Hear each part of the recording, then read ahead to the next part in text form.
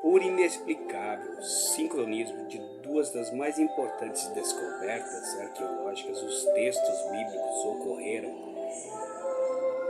ao encerrar-se a primeira metade do século XX, ambas divididas em mero acaso, ou melhor, não resultantes de pesquisas sistemáticas e dirigidas ambas por beduínos árabes incapazes de avaliar a importância dos textos e o impacto que produziriam como disparadores de intenso e extenso trabalho de reexame do cristianismo, tal como hoje o conhecemos. A primeira descoberta ocorreu em 1945 nas imediações de Nadi Hammadi, no Alto Egito, por um camponês que buscava fertilizantes naturais para suas plantações e cavava ele e deu com aquela urna de barro uma quartinha enigmática com rolos de papiros protegidos por uma tira de couro e cobertas de escritas misteriosas. E a segunda, tá ok? A segunda foi em 1947, o outro, Mohammed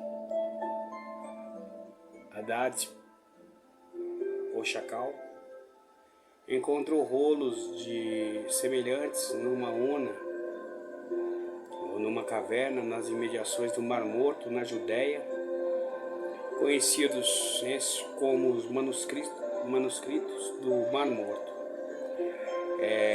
Pertenceram ao segundo, se apurou mais tarde que era uma comunidade essênia estabelecida na região, ou mais específico no local denominado por Qur'an. Por meio desses documentos foram possíveis,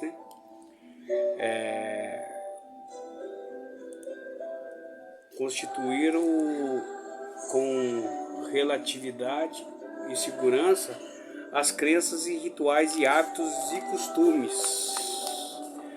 A comunidade essênia ali, existente cerca de um século antes de Cristo, a despeito das complexibilidades criadas em torno de um achado desse volto histórico, desde que a aquisição dos manuscritos até a sua devida classificação, tradução e interpretação já em 1955. 8 anos, portanto, após a descoberta milenar, publicava-se o seu importante logo e traduzido em português, editado, infelizmente, sem data, pela editora Porto de Portugal, desde 1948. O estudo vinha de aqui eu corto e beleza, certo? Aqui eu corto. Bem, aqui vamos algumas palavras desse documento que eu acho assim excepcional e maravilhosa, que apesar de ser um documento apócrifo, o gnóstico, eu presto muita atenção e são coisas que eu paro para ver todos os dias. Assim, quando eu tenho tempo, eu paro para analisar. Então, estas são as palavras secretas de Jesus ao vivo, disse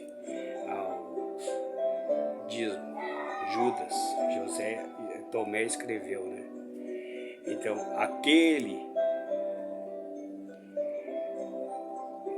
ele disse, aquele que descobrir a interpretação dessas palavras não experimentará a morte.